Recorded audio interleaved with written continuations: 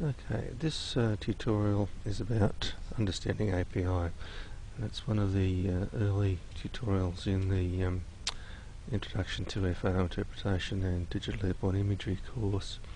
In this particular tutorial, we'll be talking about the possibilities and benefits of API, how photos are captured, about stereo perception, a bit about the photos themselves, about scale and distortions in imagery, about borrowing imagery inside Office of Environment and Heritage, as we are now, and where to from here. Okay, so first, what API offers. It's a very efficient means of gaining land resource information, as it can be undertaken at the desktop with limited field evaluation, and it can be used to ensure consistency between interpreters if you're planning a large-scale data collection exercise.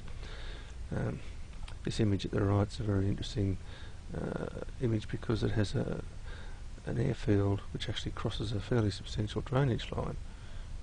Just an unusual state of affairs for a regional airfield.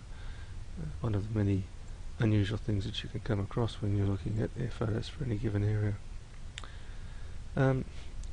API gives you a rapid insight into the characteristics of an area of land. For example, areas with tree cover and areas without are very easily determined. Differences in tree height or condition can be ascertained. In this particular image at right, this is actually an anaglyph image, and if you have a pair of anaglyph glasses, that's red and cyan coloured, put them on now and you'll see the three-dimensionality in the image. But even without the three-dimensionality, you'll see that in this image illumination is coming from the lower right, and you can sort of see a vague green splotchiness here, but you can see a quite clear shadow outline of a tree, and over here there's even less indication of the canopy, but quite a strong shadow result, and also up here, whereas the shadow results down here for these other pieces of vegetation are shorter and more dense. This interpretation gives you quite a bit of information about the nature of those trees and their height, and also the background information gives you information about the land use. So it's, quite a bit can be gleaned from just a very simple image. You can determine if there's a broken canopy, the presence of understory.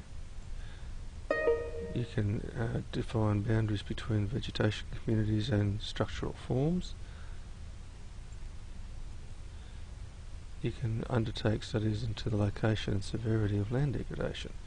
This is a particularly interesting area of land that's fairly skeletal soils, fairly thin mantle of soil over the rockiness, rock outcrops, a few trees lying on their sides, areas of bare ground, very thin pasture in some areas. So it's been fairly heavily overutilised or used beyond its capability to produce that sort of soil erosion. This is another anaglyph image, which quite clearly, in this particular image, the boundary of the different soil types is quite easy to locate. You can see this area around here where there's quite a marked change in the colour of the soils. You see there's some quite dark soils out here, some quite pale pasture areas over here, and quite a nice readiness to the soils around this actual rock outcrop, which is probably a good indication of erosion of the outcrop over time and the movement of soils down slope and across the landscape.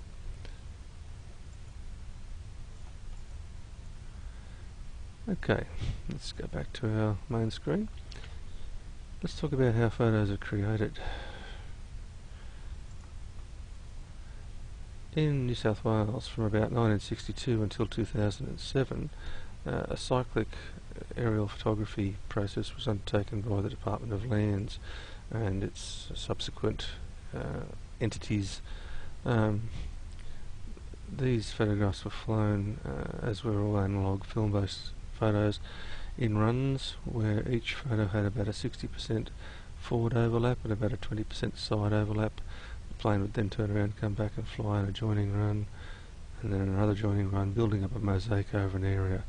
These were generally flown on 1 to 100,000 scale map sheets, and quite often flown at various scales, but most of our colour imagery is at 1 to 25,000 scale for the eastern divisions, sometimes 50,000 for the more central tablelands areas, or the western slopes, quite often 40,000 scale black and white or 50,000 scale colour in those areas out further west.